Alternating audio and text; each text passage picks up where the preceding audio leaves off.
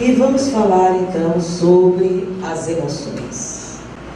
Mas antes de falar sobre as emoções, nós somos espírito ou somos matéria?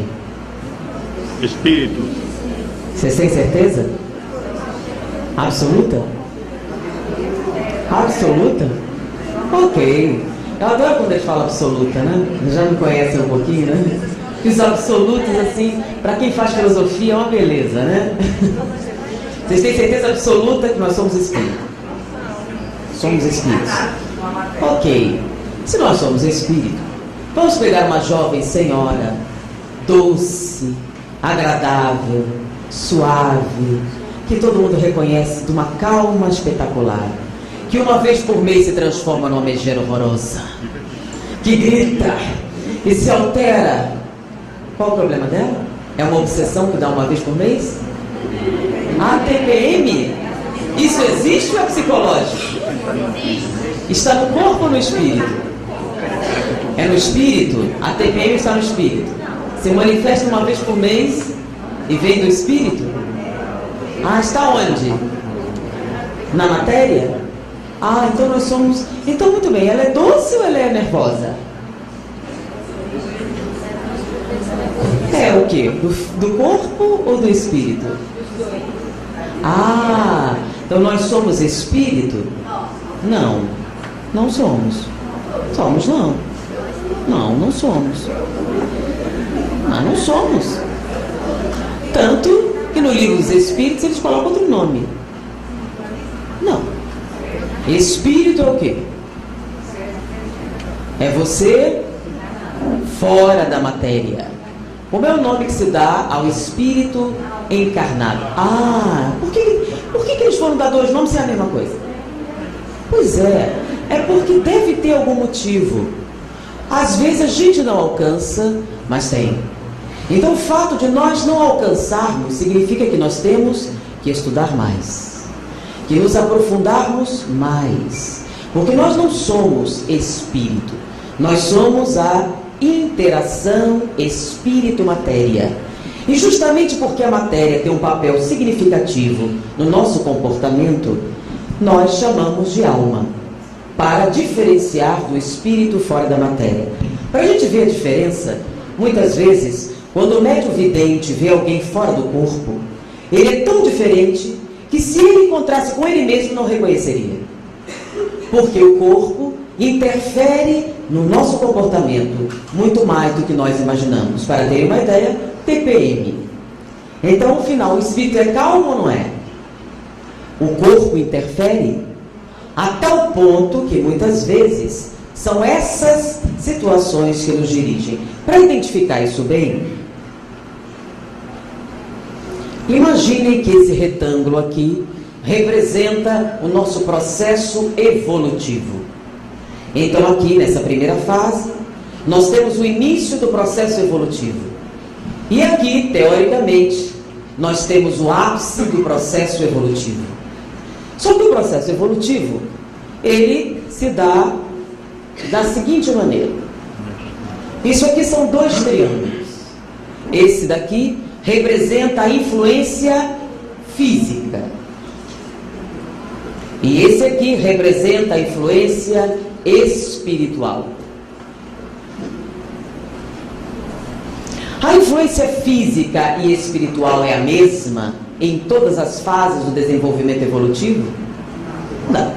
Então imagine que no início nós temos 1% de influência espiritual e 99% de influência física. Nesse momento, o que é que nós somos? A interação espírito-matéria. Porém, a proporção da influência material é de 99%. Logo, nós, aqui, nesta fase, Freud explica, né? A culpa é da mãe, a culpa é da família, da convivência, do nível educacional, porque a influência do meio é determinante na formação do comportamento. Por quê? Porque a influência espiritual é de apenas...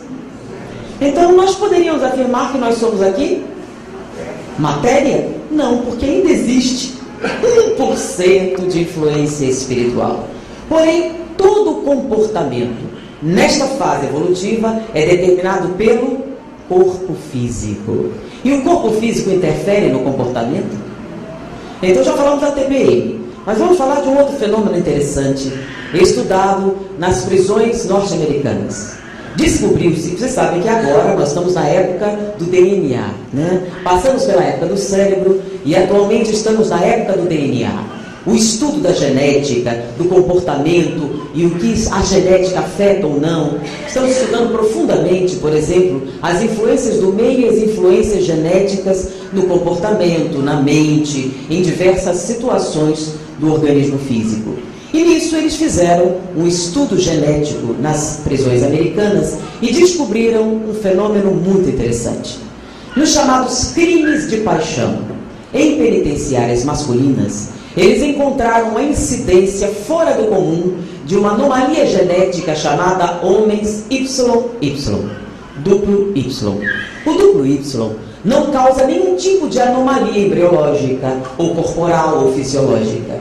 Causa uma única alteração que surge a partir da puberdade. Como eles têm um duplo Y, eles produzem do dobro ao triplo de testosterona que o homem normal. Que alteração isso traz para o comportamento? A testosterona é um hormônio que aumenta o nível de agressividade. Com uma agressividade aumentada, na mesma situação de conflito, um homem XY tem 90% a mais de chances de ter uma resposta agressiva do que um homem Y normal.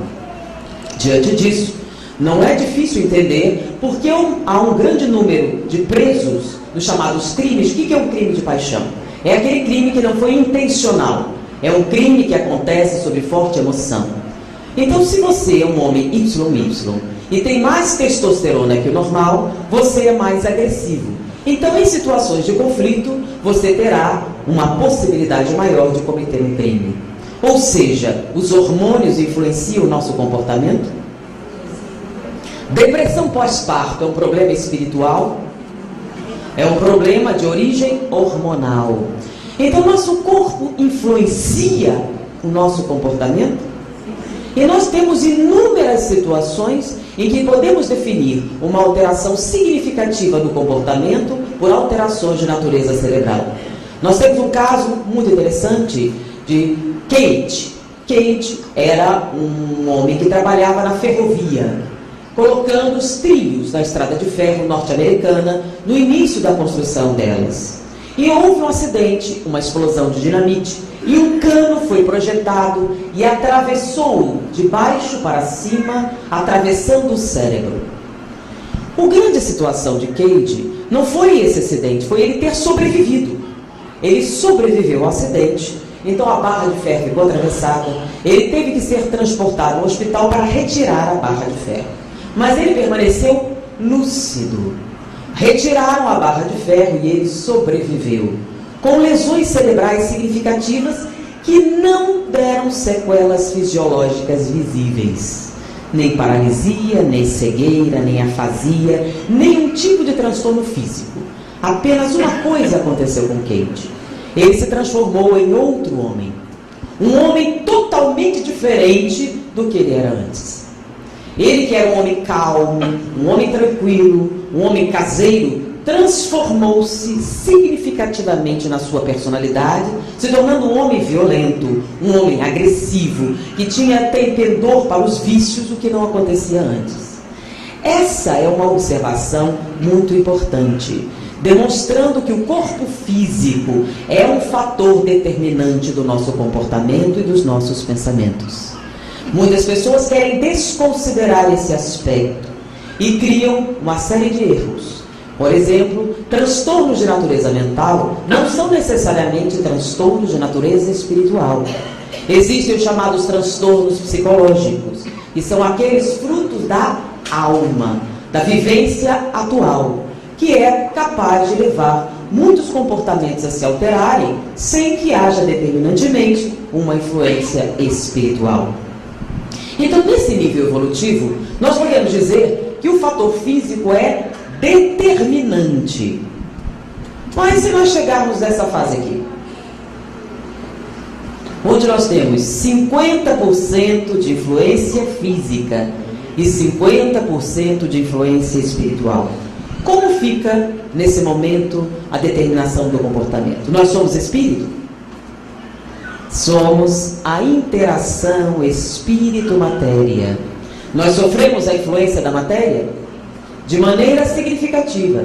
Metade é espiritual, metade é física. E diante dessas circunstâncias, nós podemos pender para fatores espirituais ou fatores físicos. Nesse nível aqui superior, como é que fica? Nós temos 99% de influência espiritual e 1% de influência física. Nós somos espírito, somos a interação espírito-matéria. Nós somos, em todo esse contexto, nós somos alma. Quando é que nós deixamos de ser alma? Quando não precisamos reencarnar mais. Então você não será mais alma, porque a influência do corpo deixará de existir. Mesmo que você reencarne, a influência corporal será o quê? A influência corporal era forte em Jesus? Não. Por quê? 99? Se você saiu da roda das reencarnações, o fator determinante do seu comportamento é o espírito. Então podemos dizer que você é um espírito. Mas enquanto o corpo influenciar as suas respostas, você é alma. Então nós aqui somos o que mesmo? Alma. Por quê? O corpo influencia. Por exemplo, como é que a gente pode saber disso? Nós somos o que somos por causa de quê? Por causa do pai e da mãe, por causa da educação, por causa das condições socioeconômicas. Será que se nós nascêssemos num local sem nada disso, nós seríamos a mesma pessoa? Se não, nós somos influência de quê? Do meio. Do meio. E a influência do meio vem de onde? Chico Xavier. Vamos lá. Chico Xavier reencarnando no local de melhor condição, seria Chico Xavier? Sim ou não? Vamos lá. Chico Xavier sofreu abuso na infância, abuso físico e mental, torturas físicas e psicológicas. Pela ciência, ele deveria ser um psicopata, não é verdade? Não é o que justifica a existência do psicopata? Então ele sofreu tudo isso, ele era um psicopata? Logo, vou perguntar novamente, reencarnando no local de melhor situação, ele ainda seria Chico Xavier? Seria, porque se ele encarnou numa situação das mais difíceis e manteve o quê? A sua integridade espiritual, a influência dele é maior aonde? Então, se a sua influência espiritual é maior, independe de onde você reencarna. O fator determinante do seu comportamento é espiritual. Logo, a influência física ou espiritual depende do quê? Do nível evolutivo. Tudo bem? Pode apagar aqui?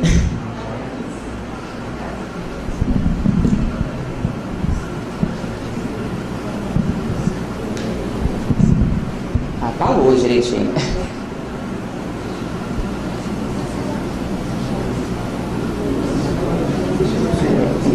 Isso aqui.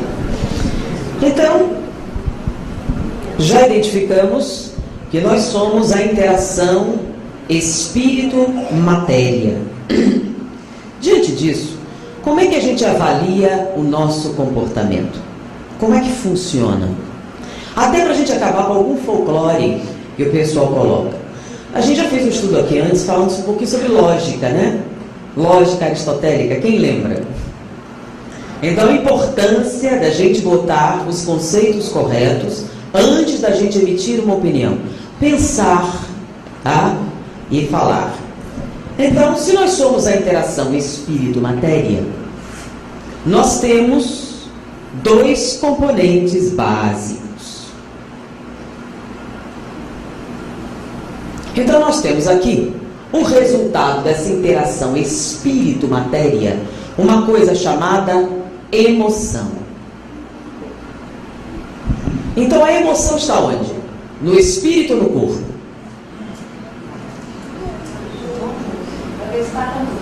É o resultado do quê? De alguma coisa que vem do espírito, mais alguma coisa que vem do corpo. E dá origem às nossas emoções. Então, as emoções são algo que nós sentimos quando estamos encarnados.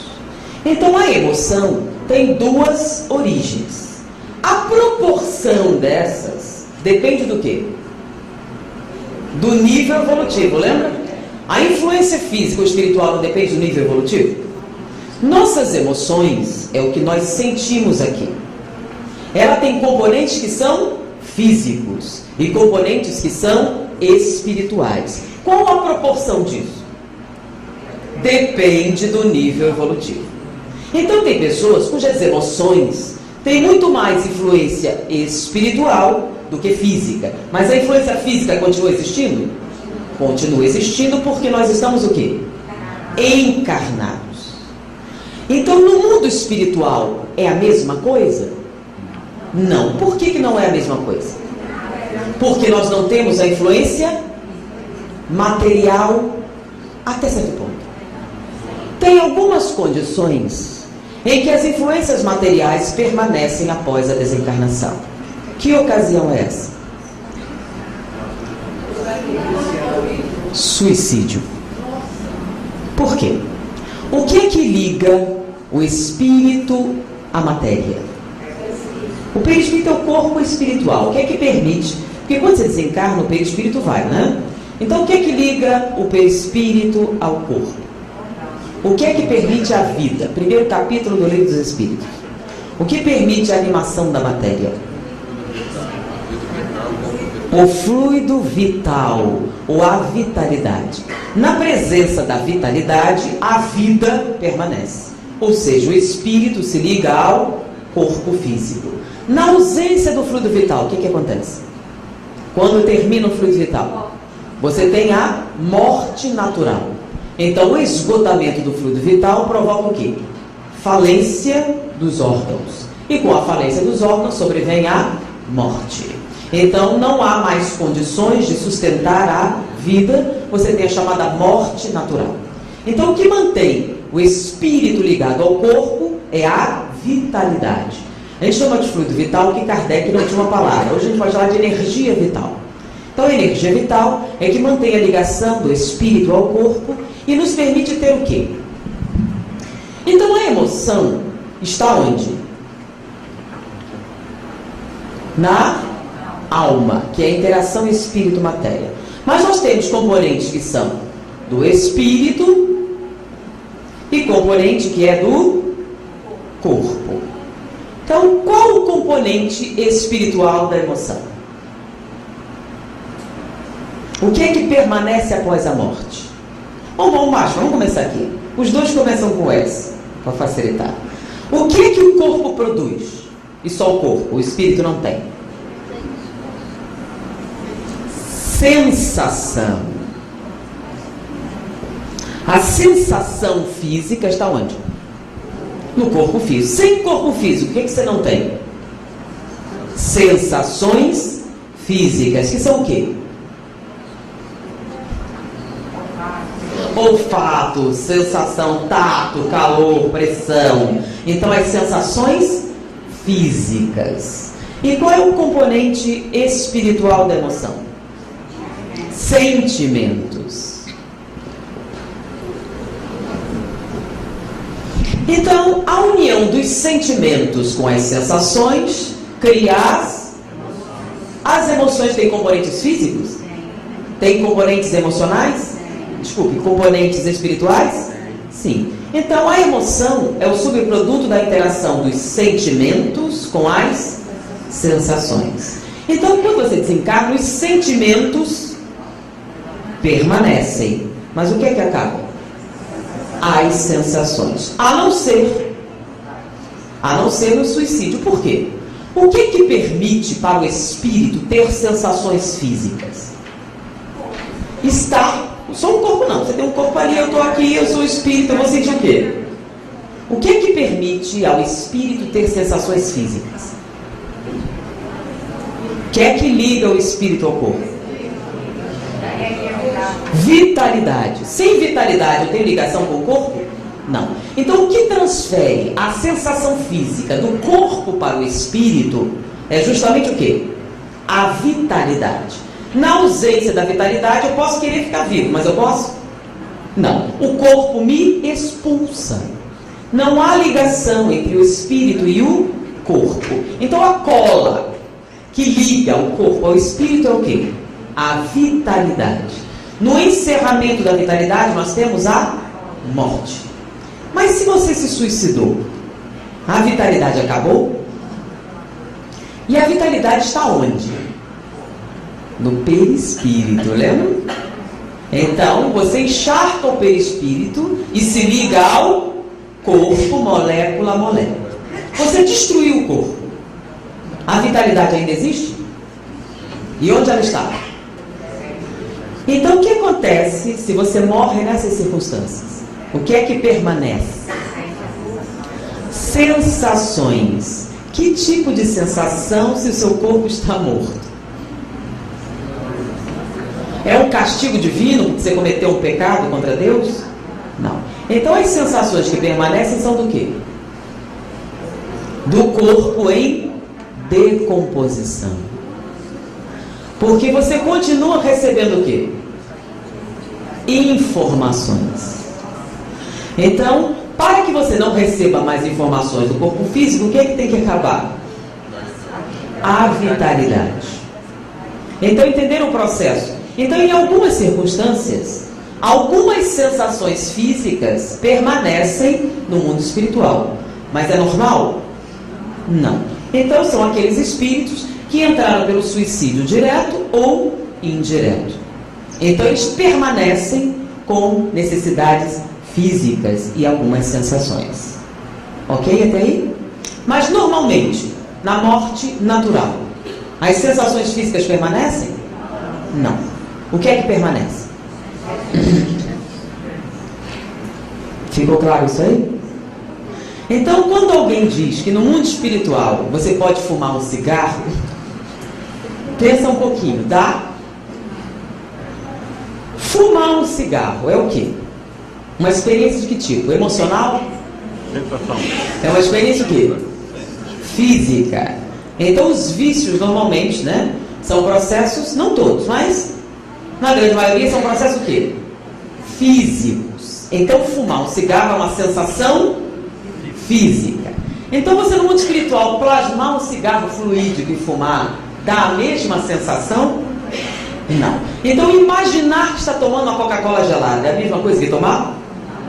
Imaginar uma namorada virtual é a mesma coisa que ter uma? É ou não é? Não. Logo, sensação física é uma coisa que precisa do corpo. Sem corpo, você pode ter vontade, você pode ter desejo, mas não pode sentir. Por isso, se você é viciado em sensações, o que é que você precisa para se satisfazer? De um corpo. Mas se você está morto e não tem um, o que é que você pode fazer?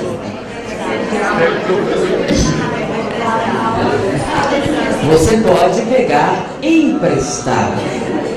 Mas como é que funciona isso de emprestar? Você empresta com naturalidade? E a verdade? Alguns comentários. Gente, pensem com lógica isso que a gente está falando. Se você morreu, não tem mais estômago, não tem mais todas essas coisas físicas, você quer álcool? O que o espírito vai fazer com álcool? Lembra? Espírito, não é espírito. O que você vai fazer com álcool? Nada. Álcool são moléculas físicas. tem ação física. Tem ação no mundo espiritual? Não. Então o espírito quer álcool? Não. O que ele quer? Sensação física causada pelo álcool, ou pela nicotina, ou pela droga que for. Então ele não quer cocaína. Ele quer o quê? Sensação. O que é que ele precisa para obter sensações? Lembram? O que é que transfere? Lembra que eu já falei? Eu tenho um corpo aqui, eu posso usar? Um corpo morto. Está aqui inteirinho, ainda não entrou em decomposição, está até quentinho. Posso usar? Por que não? Então não é o corpo. O corpo é o quê? Coisa inerte. Não tem vida. É o quê? Lama. Tá? Então o que faz o corpo ser algo diferente é o quê? A vida. Então o que é que dá vida à matéria? Fluido vital. Então o espírito utiliza o fluido vital para animar a matéria. Então transfere da matéria chamadas sensações físicas que ele capta e processa. Deu para entender? Ok. Então se eu estou morta, o que é que eu não tenho? Vitalidade. Sem vitalidade eu posso usar qualquer corpo? Não. Então eu preciso de alguém, vivo ou morto? Vivo, que tenha um corpo com vitalidade. Então eu vou me ligar psiquicamente a essa pessoa, aí seria o caso das obsessões, que a gente fala logo.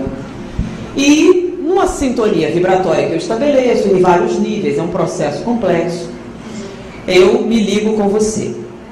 E aí você vai fumar um cigarro. Como eu faço para sentir o que você sente? É através da mente? Não. Apesar de nós estarmos ligados mentalmente, mente não me satisfaz. É isso que eu quero? Quero uma sensação mental? Sensação mental seria o quê? É isso que eu quero? Não, eu quero a sensação física. O que eu preciso para ter a sensação física que ela está tendo? De me encharcar na vitalidade dela. Então nós nos ligamos psicicamente e à medida que ela realiza qualquer ato físico, eu encharco na sua vitalidade e sinto tudo que ela sente. Então, através do fluido vital, as minhas células perispirituais se encharcam nas sensações físicas que ela está tendo. Só que tem um problema, tem um efeito colateral. Qual? A vitalidade tem uma finalidade. Qual? Manter a vida das células. Se você perde vitalidade, o que você está perdendo? Vida. Então, se você é muito jovem, você vai identificar de imediato essa drenagem de vitalidade? Não. Mas à medida que ela vai continuando, você começa a ter sintomas físicos. Cansaço, peso, e você começa a ter perda de vitalidade. O primeiro sintoma desse tipo de processo é anemia. Então, nos processos de queda nutricional, qual é a primeira sequela? Anemia. Por quê? Porque as células hemácias têm 7 dias de vida. Elas não têm uma duração muito grande. Então, elas são altamente sensíveis às flutuações nutricionais ou energéticas. Tanto que o folclore dos vampiros, lembra? No passado, no médio, via alguém ali ligado e a pessoa ia enfraquecendo. Está chupando o quê? O sangue é o sangue. Não, o que é? A vitalidade. Então a lenda dos vampiros não é tão lenda assim. Ela tem um fundo de verdade. Então essa vitalidade é o que permite você ter sensações.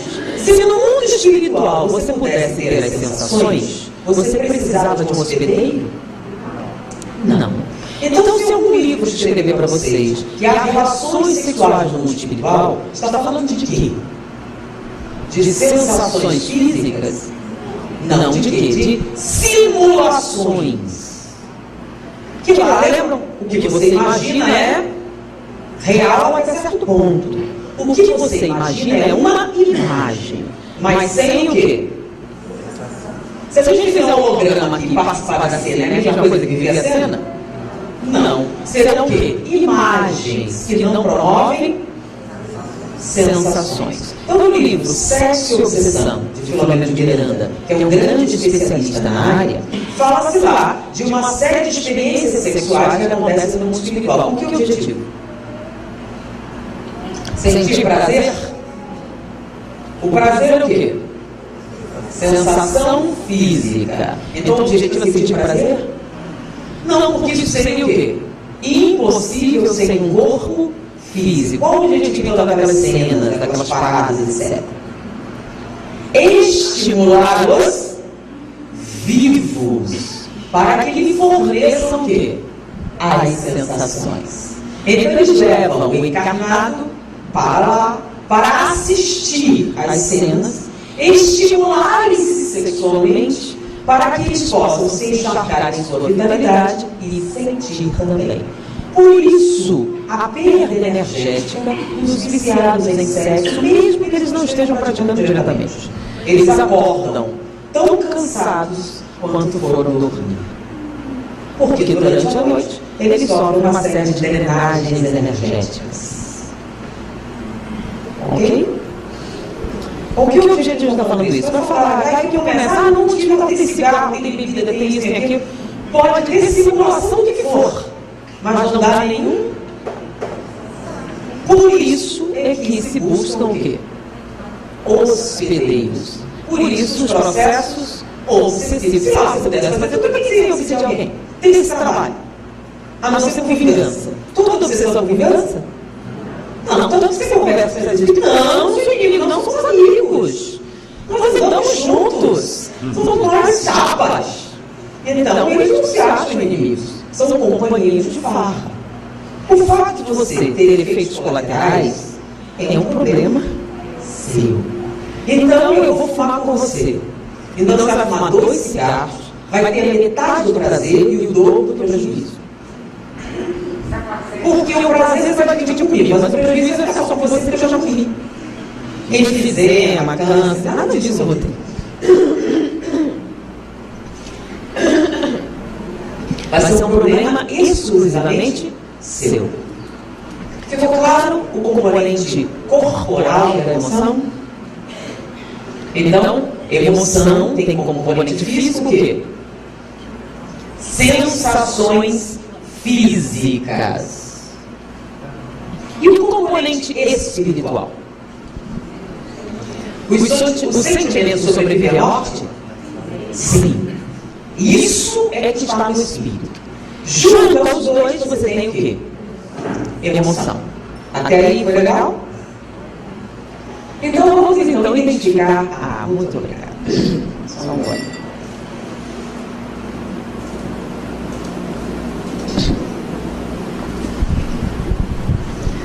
Então vamos aqui trabalhar as emoções. Amor é o quê?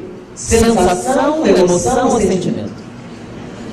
Amor é sentimento. O que sobrevive à morte?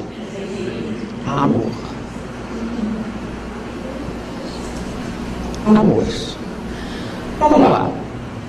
Amor de esposa. Paixão. É o quê? Sentimento, sensação ou emoção? Paixão é sensação? Não tem sentimento. Paixão é o quê? Olha só, olha o preconceito. Eu continuo apaixonada pelo meu marido.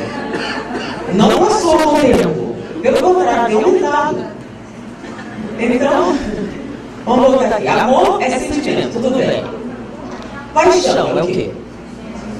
Sentimento? O que é paixão, gente? Paixão. Olha só, paixão é emoção. O componente espiritual é o... E o componente físico? É o desejo. Desejo sexual. Todo desejo sexual é pecaminoso, né? Você viu que era preconceito? Então a paixão é uma emoção que tem um componente o quê? físico, desejo sexual e... Eu botei amor aqui, mas pode ser outra coisa? Pode. Eu vou apagar aqui. Eu botei amor. Então, se você tem amor e desejo, o que normalmente acontece? Qual é o resultado? Teoricamente, devia ser casamento, né? Mas é sempre amor? Agora, a paixão pode ser fruto do quê? Se você tem amor sem desejo, o que você tem? Fraternidade, certo? Você vai casar com seu irmão? Ah, não. Então o desejo tem um fator importante nessa relação? Tem? Tem ou não tem? Viu como é preconceito de vocês? Olha só quanto preconceito vocês estão carregando na alma. Olha que tristeza. Então, pense bem. O desejo não deve existir. Se não tinha casamento de reencarnação, não é? Nós temos um casal de amigos muito interessante. Juntos, eles eram perfeitos, sabe quando um completa a frase do outro? Então eles se imaginavam que eles iriam se casar, né? Então o pessoal cresceu, ele casou com outra moça, e ela casou com um rapaz, tiveram casamentos horríveis. Uma pessoa difícil, e a primeira coisa que aconteceu foi separar os dois por ciúme. Ela era muito grande. Uma época que não perguntou, vem cá, por que você não casou com fulano? Vocês eram juntos, casal, assim, 20? Olha, você sabe que eu já conversei com fulano a respeito disso? O problema é que eu a amo muito, profundamente. Tenho sentimentos enormes por ela. Só que eu não a desejo sexualmente. Ela é como uma irmã para mim. Eu desejo a minha mulher com quem eu não me dou bem. Tem explicação isso? É que a gente tomou a única pessoa saudável. E o normal é confundir carência afetiva com desejo sexual. Ele não confundia. Porque ele não tinha problemas de afirmação, não tinha problemas de complexo de inferioridade, essas coisas, de maneira que ele via claramente o que sentia. Então nós podemos sentir amor por uma pessoa sem componentes de desejo físico?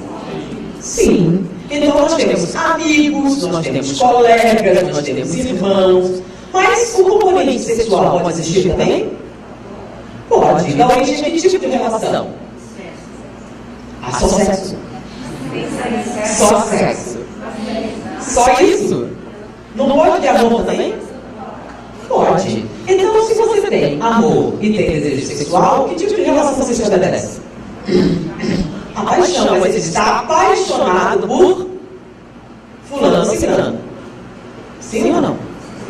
Ou você não casa com quem que você está apaixonando, não. Fala sério.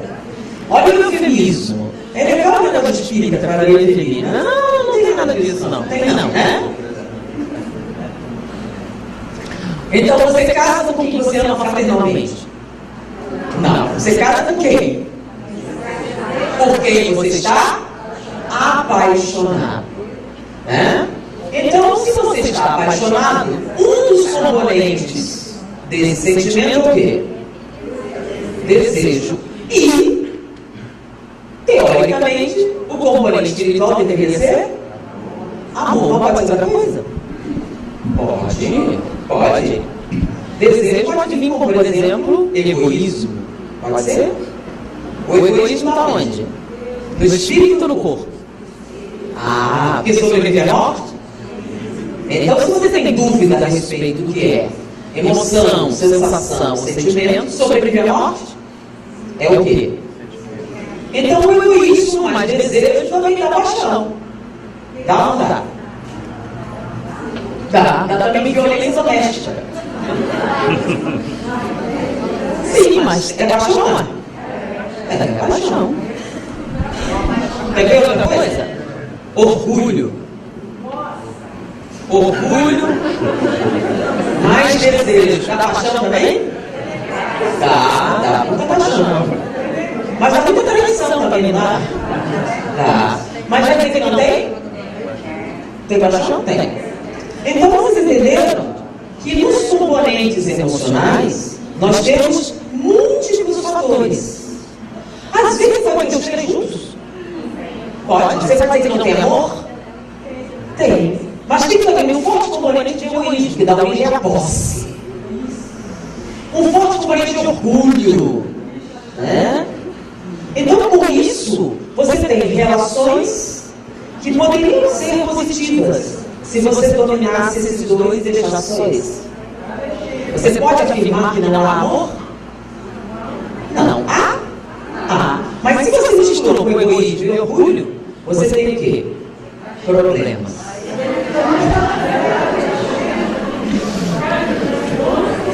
Mas começou a ter uma luz um pouquinho melhor sobre isso. Então, qual é o motivo da gente precisar entender isso? Porque meio caminho andado para o crescimento espiritual é admitir que tem um problema. Eu tenho um problema. Porque se você não tem problema, você mudar alguma coisa? Não. Então, um componente importante do processo evolutivo é a mudança. E é muito comum, é muito difícil. É tão difícil assim? A mudança é difícil? Não é o que está escrito no livro dos Espíritos. Lá está escrito que a mudança requer um esforço insignificante. A única coisa que falta é querer. Então, esforço insignificante, o que vocês entendem? Esforço quase nenhum. Então, o que falta para a gente ser feliz? Pois é, o livro dos Espíritos não concorda.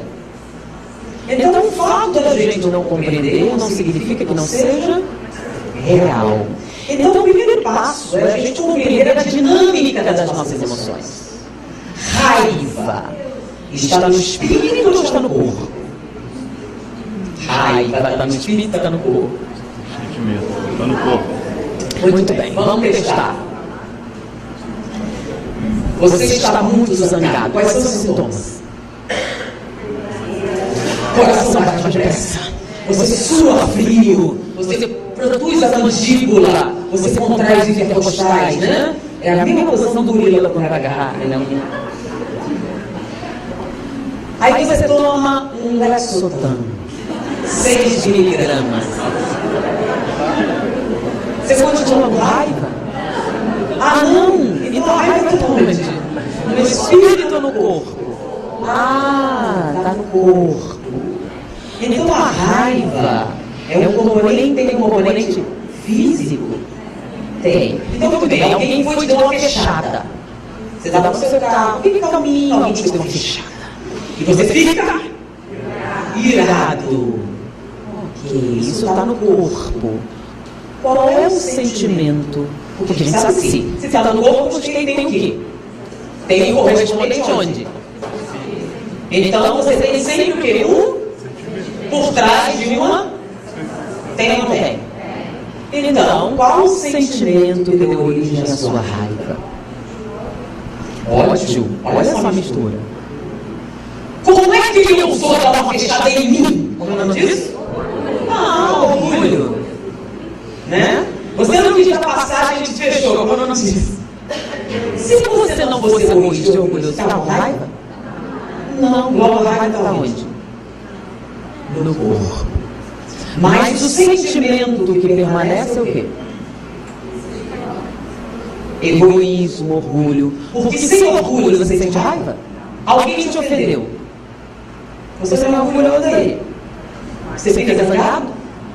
Não. Egoísta, você tirou o que era meu. Você sentou no meu lugar. Levanta que é meu esse lugar. Como é que não? Você está no meu lugar. Aí você fica zangado? Como é o nome disso? Se você não fosse egoísta, você se importava com isso? Com o lugar que você sentou? Da sua posição na fila?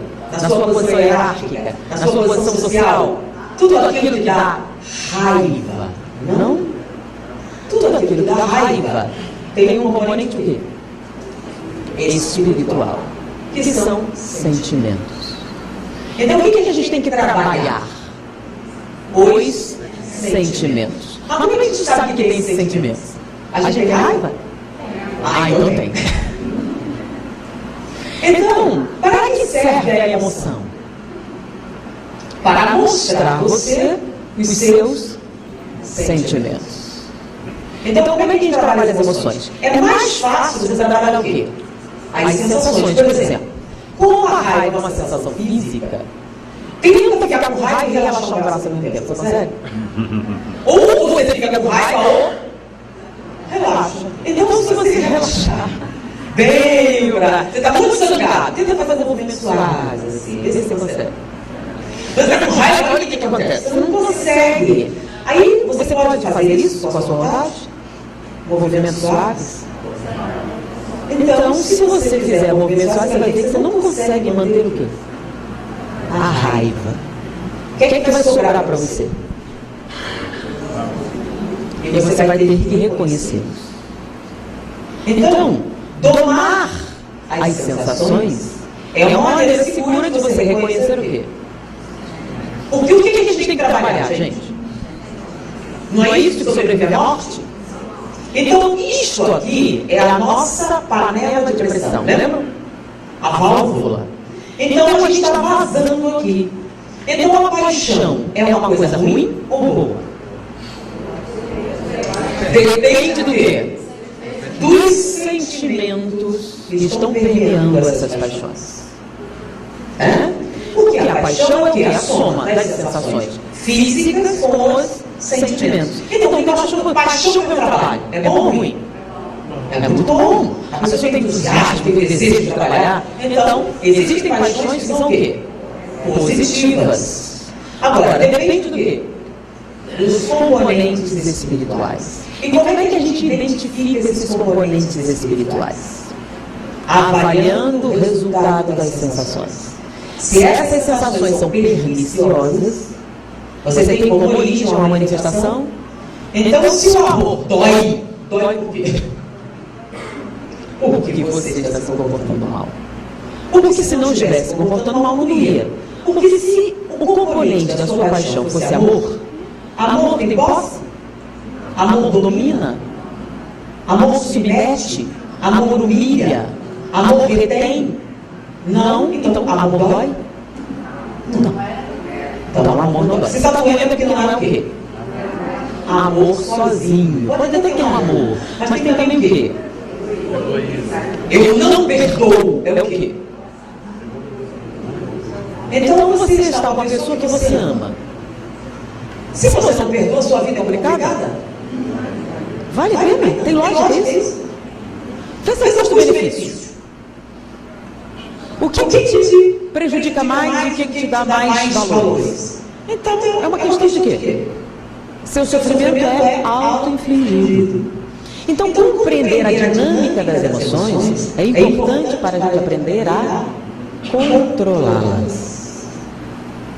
E uma das formas mais positivas de fazer isso é chamada ressignificação. Significação. A ressignificação é mais ou menos isso. Tudo que você sente depende da moldura, não é verdade? Então, conta uma historinha para ilustrar. Então, tinha um aldeão chinês que tinha uma pequena fazendinha, uma esposa, um filho e um cavalo. E ele vivia uma vida muito humilde nessas circunstâncias. Um dia houve uma tempestade muito grande e o cavalo fugiu. Mas o cavalo era essencial para trabalhar a terra na fazenda. Então, os aldeões em volta disseram: que desgraça! Que azar você teve! E ele disse: talvez. Aí ele saiu com o filho para procurar o cavalo na floresta. Disseram que ele tinha fugido. Então, quando chegaram à floresta, acharam o cavalo com 2 cavalos selvagens. Então, quando capturaram o cavalo de volta, levaram junto mais 2. Então, ele tinha perdido 1, agora tinha 3. E o povo disse: que sorte! E ele disse: talvez. O filho dele resolveu domar os cavalos selvagens para trabalhar na fazenda. Caiu e quebrou a perna. E o povo disse: que azar! Que desgraça, seu único filho! E ele disse: talvez. Nesse momento, a guerra começou na China. E o imperador mandou convocar todos os homens válidos para a frente de combate. Os recrutadores passaram para a aldeia. Como o filho dele estava com a perna quebrada, não foi convocado. E o povo disse: que sorte! Ele disse: talvez. De maneira que alguma coisa pode ser boa ou ruim de acordo com o quê? Com a moldura que você cria ao redor dessa situação. Então, de que ponto de vista estamos observando isso? Nós podemos alterar? Então, Melanie Klein, que é uma psicoterapeuta de bastante expressão, teve uma paciente uma vez que tinha mania de limpeza, uma neurose. Gestão de neurose é uma psicose. Ela não ficava em paz enquanto tivesse coisas fora do lugar. E o principal problema na família, que levou a ir se tratar, era um tapete felpudo que ela tinha na sala. Era um tapete com franjas. E ela levava um tempo enorme colocando todas as franjas no lugar. E alguém vem e pisa o tapete, e o que acontece com as franjas? E isso era uma fonte de estresse muito grande para a família. Ela brigava, ela ficava virada com aquilo. E ela foi se tratar. E disse, eu não posso continuar dessa maneira. Ela estava piorando cada vez mais, então ela foi se tratar. E Melanie Klein, com ela nessa situação, descreve a seguinte situação terapêutica. Imagine o seu tapete todo pisado, as franjas todas fora do lugar, e ela fez aquela expressão dolorosa. O que é que você está sentindo nesse momento? Marque bem. A angústia, que começou a descrever tudo que ela sentia, vendo aquele tapete todo pisado e macerado. Agora imagine o seu tapete imaculado, nenhuma marca de pegadas, todas as franjas no lugar. Sabe o que isso significa? E ela assim, que você está completamente só. Não há ninguém na sua vida. Aí ela começou a falar, nenhuma pessoa, nenhum sentimento, ninguém para estragar seu tapete. Bom, mas isso não é tão bom. E ela se curou do tapete. Porque em vez de associar o tapete pisado com angústia, ela passou a associá-lo com a presença de quem? Dos seus familiares. Então ela tinha gente para amá-la. E é justamente essas pessoas que iriam pisar no tapete. Qual é o nome disso? Ressignificação. É mudar o significado negativo que você dá a alguma coisa. E com isso você começa a trabalhar o quê? Você nota que nessa situação, a sensação física desagradável é o que provocava o mal-estar. Mas qual é a origem? Sentimentos. Então, no momento em que ela ressignificou isso, que ela mudou a moldura da emoção, alterando o quê? O conteúdo dos seus sentimentos, a sensação fez o quê? Desapareceu. Lembram disso? Então eu falei que o amor pode provocar desejo, não pode? Mas egoísmo e orgulho também. Porém, é o mesmo desejo que você sente nas três circunstâncias? Tem diferença? Tem. Então os componentes que a emoção, que a paixão dá, vão ser diferentes de acordo com o quê? Com os diferentes sentimentos associados ao desejo. O desejo é uma reação física natural. É totalmente amoral. Por quê? Porque o corpo pensa? Não, o corpo só o quê? Sente. Só manifesta fisicamente os seus conteúdos emocionais. É claro que entra aqui os hormônios. Então entra aqui os processos fisiológicos. Então na puberdade, por exemplo, o desejo sexual pode surgir sem um objeto direto. Ser fruto do quê? Das mudanças hormonais, por exemplo. A depressão pós-parto é um fenômeno do quê? Espiritual? Não. Mudanças hormonais podem ocasionar o quê? Então é desejo, mas são sensações desagradáveis.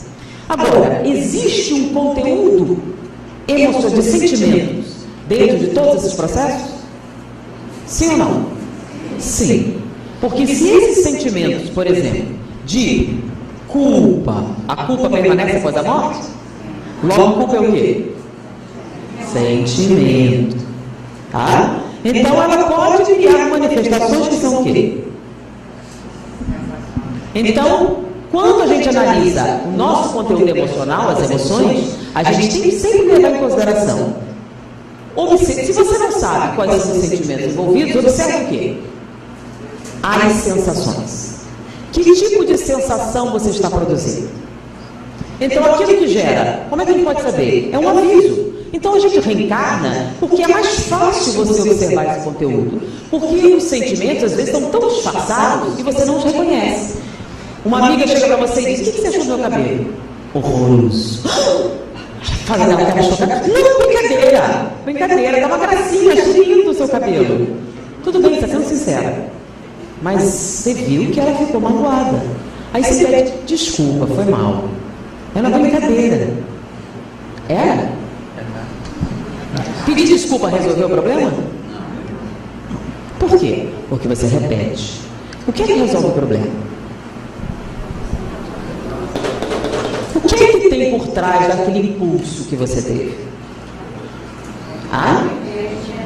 Então, vamos ser sinceros. Se você não reconhecer a origem dessas emoções, você nunca vai mudar. Então ela chegou. Você gostou do meu cabelo? Gostou. Por que você disse que estava horroroso então? Pedir desculpa não resolve. Você tem que admitir quais os sentimentos envolvidos. Não, é que ela chegou tão alegrinha, eu estava mal e aquilo me ofendeu. Então eu disse aquilo para quê? Baixar a crista, como a gente fala, né? Que sentimento é esse? Egoísmo. Se eu estou mal, primeiro, o que é egoísmo? Vamos definir bem. Primeiro eu, depois os meus, aos outros nada. Isso é egoísmo. Então, se a gente não analisar o comportamento, o processo emocional, sem reconhecer a existência disso, nós não mudamos. Aí a gente pede desculpa uma hora atrás da outra, né? Não, é estresse. Aí você chega em casa, é grosseiro, é desagradável. Estresse. Aí desculpa tudo, é isso? E o que você tem a ver com o estresse dele? O problema não é estresse, é falta de educação. Falta de educação. Porque ele se estressa com qualquer pessoa ou só com algumas? Ah, ele não chuta o guarda de trânsito, chuta? Por que não chuta o guarda de trânsito? Ah, então existe um processo racional que ainda permanece? Existe. Por que não transferi-lo para todos os nossos processos emocionais? Lógica. Qual é o sentimento envolvido? Então vamos analisar. Orgulho, né? O que é orgulho? Vamos definir os conceitos. A gente se confunde e não sabe o que é o quê? Orgulho. O que é orgulho? Egoísmo a gente já sabe. O que é egoísmo? Primeiro eu, depois os meus, aos outros nada. Essa frase define o egoísmo em todos os sentidos. Orgulho. O que é orgulho? O que significa orgulho? Eu sou melhor do que vocês. Isso é orgulho. Definitivo, sou melhor. Vaidade. Porque olha, sentimento de superioridade é uma coisa assim. Eu posso me sentir superior a você, mas não a ele. Entendeu? Orgulho é que eu sou melhor do que os outros. E vaidade é o quê?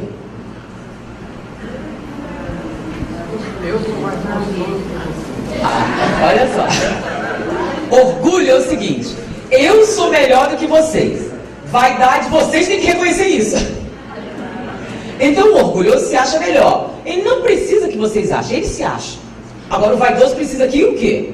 Os outros reconheçam sua superioridade. Então, para o vaidoso, a opinião dos outros é importante. Para o orgulhoso, não necessariamente. Você pode ser orgulhoso e vaidoso. Mas se for orgulhoso só, por exemplo, pode ser orgulho de ser humilde. Ok? Viu como eu sou mais humilde? Olha só, olha o colar da criatura, olha só, ostentação. E eu não, eu estou simplesmente vestido, não. Isso é humildade? Isso é o quê? Orgulho. Só de pensar, você já demonstra o quê? O orgulho se acha melhor. Ele não precisa necessariamente da colaboração dos outros para isso. É um processo o quê? Dele, pessoal. Então ele pode parecer humilde, ele pode parecer modesto, pode parecer um monte de coisa, mas ele é Ok? Então, se ele é melhor, o que você tem para me oferecer se eu sou melhor? O que todo mundo tem a oferecer se eu sou melhor? Eu sei o que é melhor. Não só para mim, mas para todo mundo, porque eu sou orgulhoso. E o vaidoso é aquele que precisa do quê? Do reconhecimento público. Então ele busca os melhores lugares. Então entenda que nem sempre o orgulhoso vai procurar os melhores lugares. Ele pode não fazer isso. Ser um processo o quê? Dos sentimentos internos, mesmo inconsciente. A vaidade é mais facilmente reconhecida. É muito comum confundir-se vaidade com orgulho. Ficou claro isso? Egoísmo já reconhecemos, tá? O que é o ódio? Vocês falaram do ódio. O que é ódio?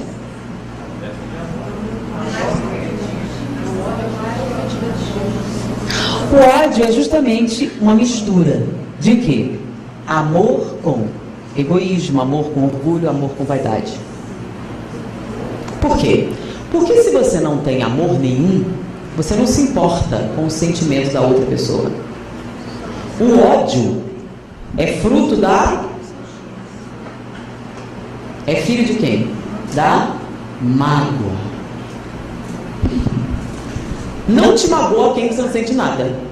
Você não conhece a pessoa, não sabe nada, você fica magoado? Não. Quando é que você se magoa? Quando você tem sentimentos com relação à pessoa.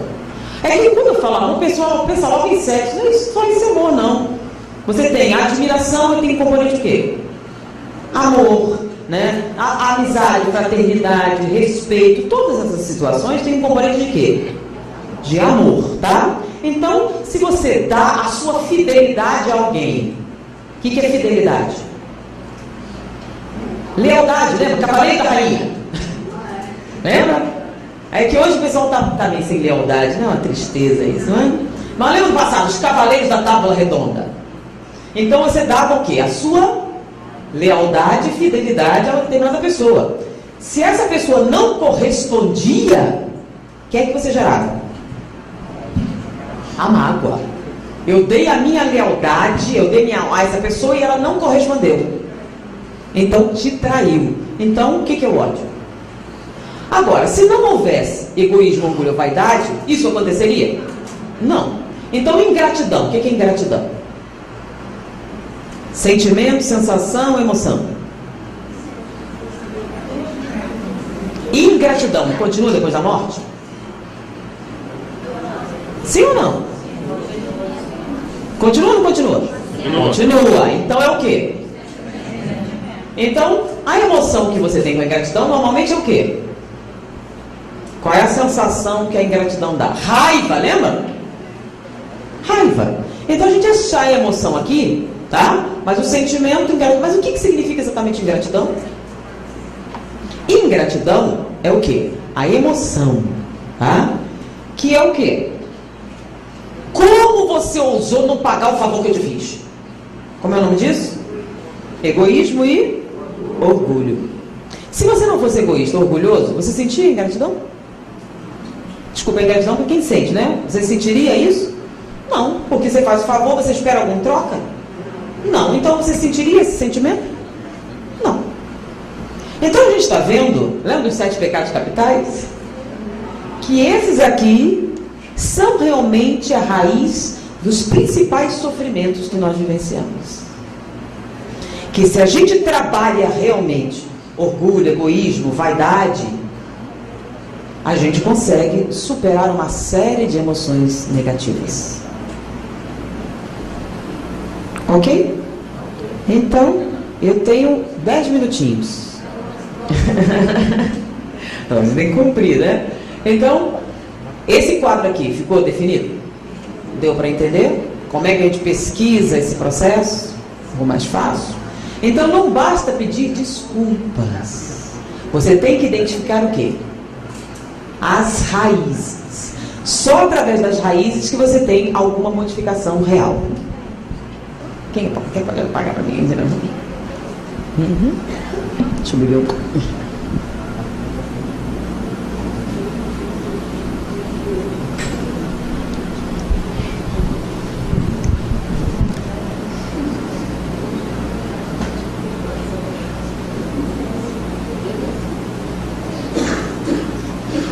Agora, esses componentes podem existir em todos os níveis evolutivos, tá?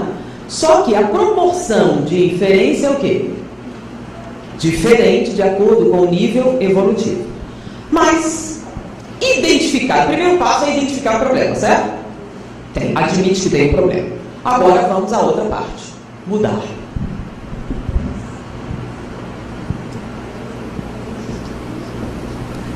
Então vamos falar agora de um tema muito interessante, chamado neuroplasticidade autodirigida. Bonito, né? Então, nesse momento, nós vamos falar agora de neuroplasticidade autodirigida. Sabe o que significa isso? Literalmente, você pode mudar se quiser. Isso. Mas por que ele tem esse nome tão lindo? Não vou dizer, você pode mudar se quiser? É que a gente escuta isso, mas não acredita. Neuroplasticidade autodirigida é um trabalho de neurociência que demonstra que se você quiser, você muda. Com um esforço insignificante. Insignificante. Mas como é que funciona isso? Neuroplasticidade, plasticidade, significa que os neurônios se alteram conforme sua vontade. Então, se você quiser mudar o jeito com que você faz alguma coisa, você altera a plasticidade dos seus neurônios, eles alteram a produção de neurotransmissores, que deixa eu explicar como é que funciona, né? O impulso nervoso passa de um neurônio para outro. Então, você vai fazer um movimento com a mão. Então, a informação vai passar de um neurônio para o outro. Só que quando ele passa de um para o outro, aqui, nós temos os neurotransmissores. Dependendo do tipo de neurotransmissor que você tem aqui, você está de bom humor, mau humor, estimulado, desinteressado. Então, o mesmo movimento pode ser entusiasmado, pode ser lerdo, pode ser mal-humorado, pode ser alegre. Então, o mesmo movimento pode ter o quê? Uma série de conotações emocionais diferentes. E faz diferença? Faz, né, Bruno? Esse copo aqui não dá para ver, mas se ele estivesse aqui pelo meio, eu diria, esse copo está meio cheio ou meio vazio? Depende do quê? Do humor das pessoas. Então, o humor interfere na percepção da realidade? Então, o que influencia o humor são os neurotransmissores, que nós podemos alterar de acordo com a nossa vontade. Bom, então se mudar é fácil, o que você precisa para mudar? Só pensar na mudança é suficiente para mudar. Peraí, não acredito nisso. Sim. O cérebro não distingue a coisa real da coisa imaginada. Então, quando você se imagina fazendo algo, o cérebro entende que você já fez. E se você já fez, ele começa a produzir o quê? Os neurotransmissores compatíveis com aquela ação. Com isso, na hora que você vai fazer, ele está 90% mais fácil, porque teoricamente você já fez. Então, se você fizer uma coisa 5 vezes na cabeça, quando você for fazer fisicamente, ela está 10 vezes mais fácil. Ou seja, se você quiser mudar de atitude, o que é que você precisa fazer? Pensar a respeito disso. Não, mas isso não é verdade. Porque eu quero mudar há muito tempo e isso não acontece. Mas o problema não é a mudança, o problema é outra coisa, que não tem nada a ver com isso.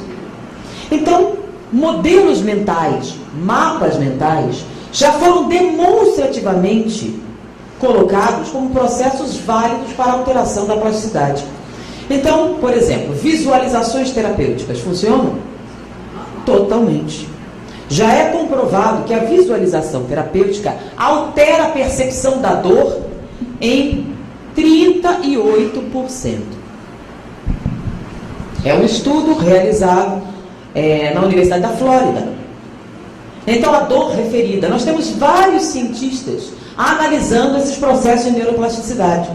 Então, só de imaginar, por exemplo, o que é efeito placebo? Já ouviram falar? Eu te dou água dizendo que é remédio e você vai e se cura.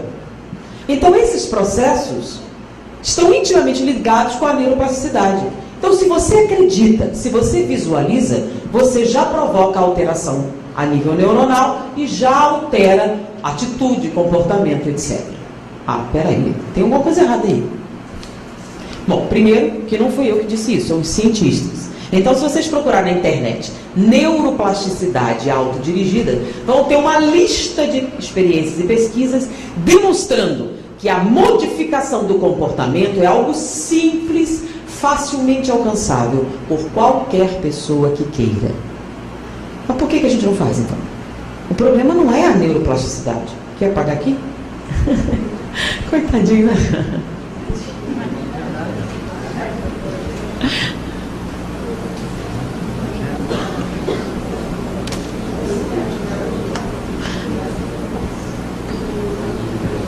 Ok.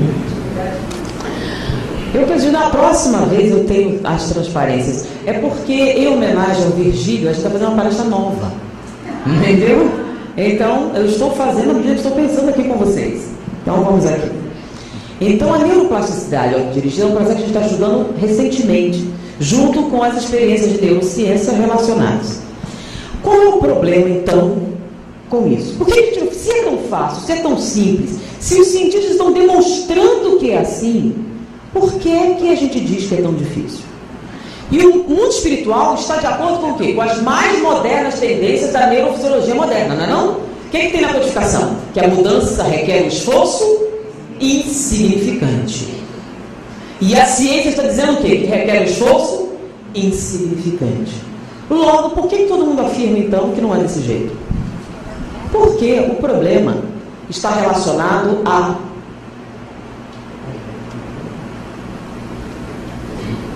amígdala. Não é a garganta, não, gente. O negócio está relacionado com a amígdala. A amígdala é uma estrutura localizada no cérebro, logo atrás do quiasma óptico, bem no centro.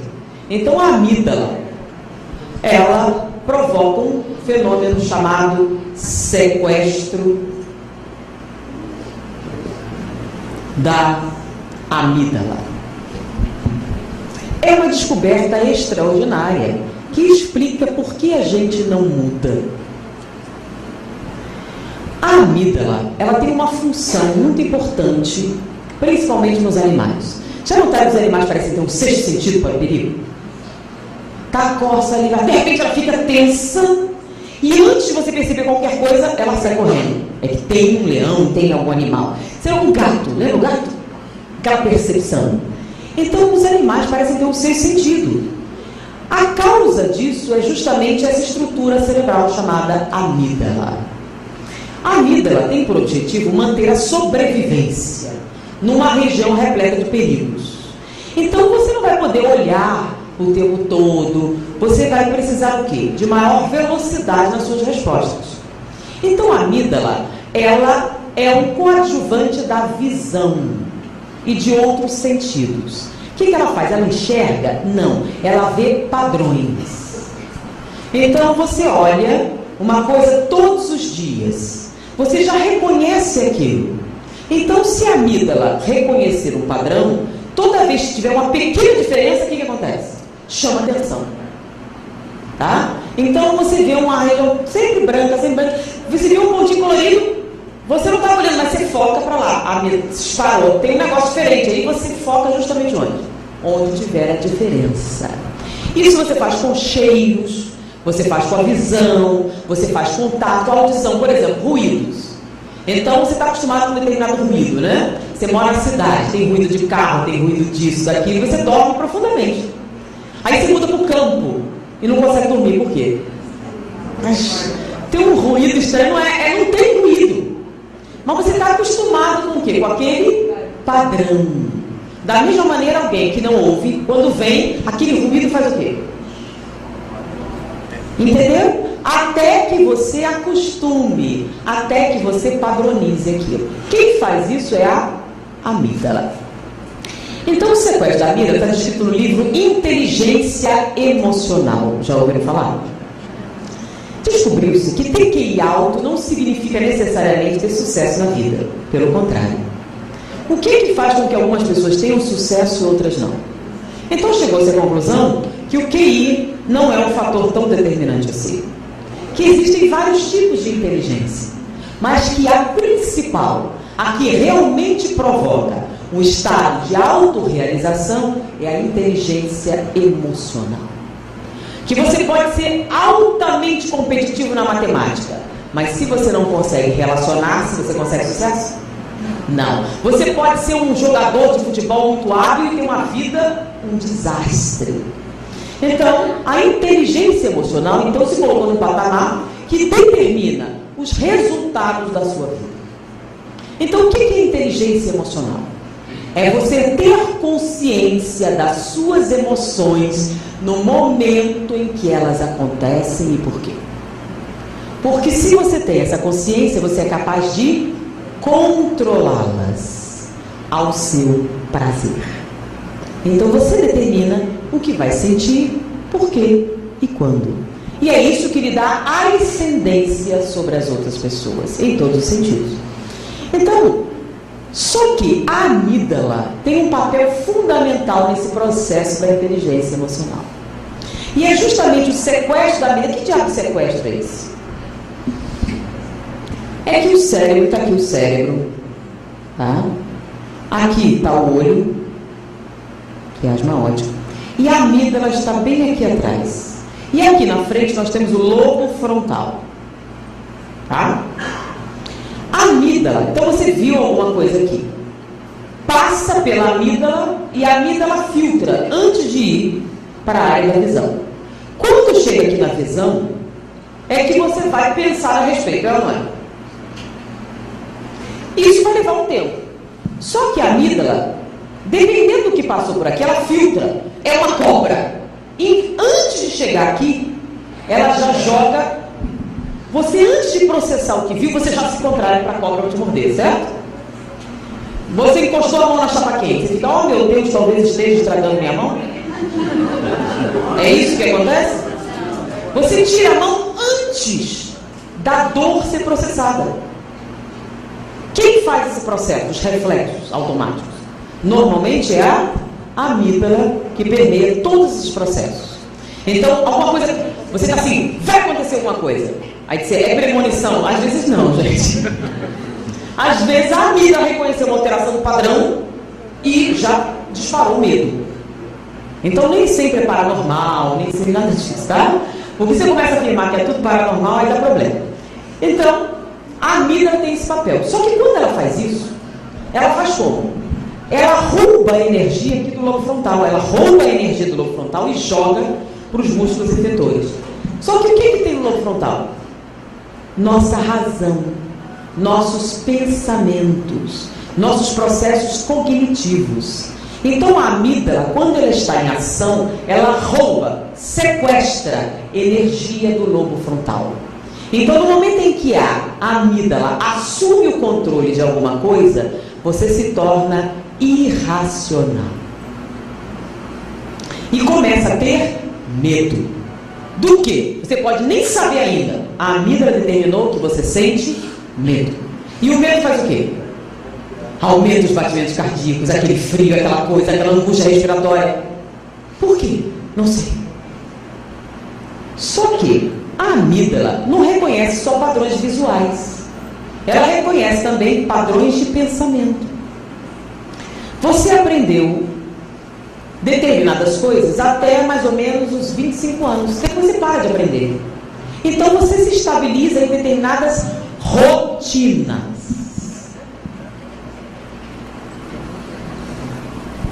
Essas rotinas podem ser físicas, mentais ou comportamentais.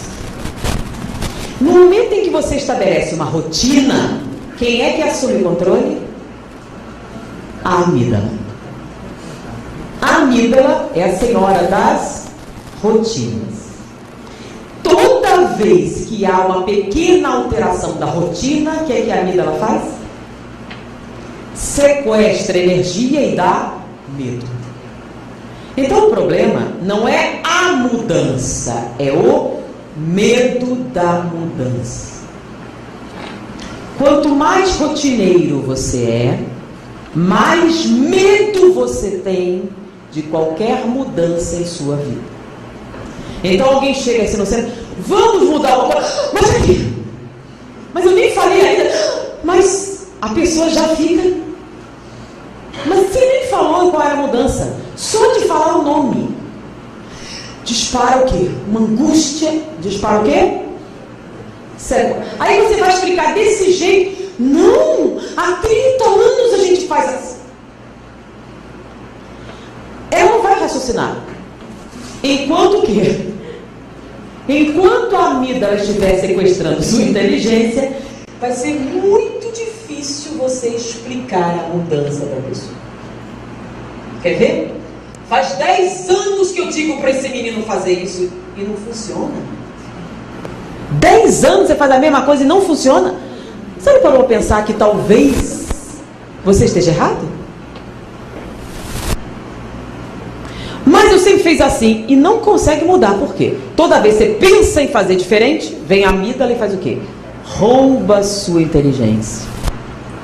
E você não raciocina e faz o quê? Repete os comportamentos rotineiros.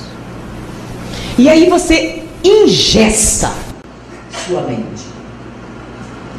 A tal ponto que você está totalmente infeliz com sua vida e não faz nada para alterar a situação.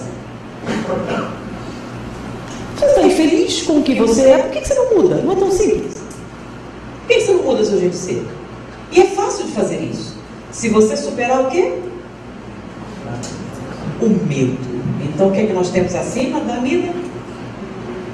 Medo. Então a mudança causa mal-estar físico. Medo.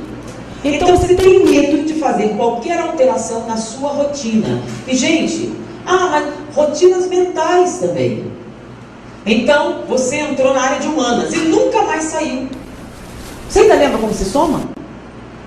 Fala multiplicação, fazer tabuada? Se a gente perguntar a tabuada que todo mundo acerta? Pois é um exercício muito eficiente para quê? Flexibilizar a amígdala. Então, por exemplo, você sempre serve o café com essa mão, tenta trocar. Mas para que serve? Serve o seguinte: a amígdala domina todas as rotinas.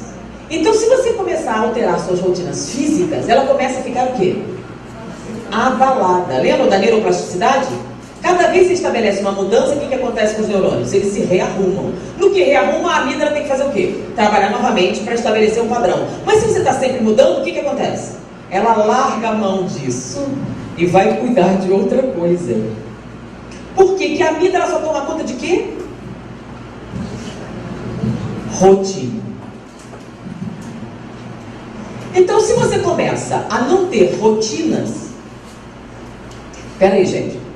Mas higiênica, não é isso que eu estou falando. São rotinas o quê? Mentais. Você vai alterar suas rotinas físicas com o objetivo de fazer o quê? Alterar as rotinas mentais. Tá? Então, porque a rotina física é fácil de você trabalhar, não é? Você reconhece, lembra que a gente estava falando das sensações? Então, você começa a trabalhar suas rotinas físicas, vai flexibilizando a amígdala, ela não vai ter que se rearrumar. Enquanto ela estiver se rearrumando, fica mais fácil fazer alterações emocionais. E é tão facinho, basta querer. E superar o quê? O medo. Então, fazer mudança não é difícil. A grande dificuldade é o medo das mudanças. O que fazer para alcançar a felicidade e resistir ao mal? Pergunta 919 do Livro dos Espíritos. Um sábio da antiguidade falou disse: conhece-te a ti mesmo. Muita paz, foi um prazer estar com vocês.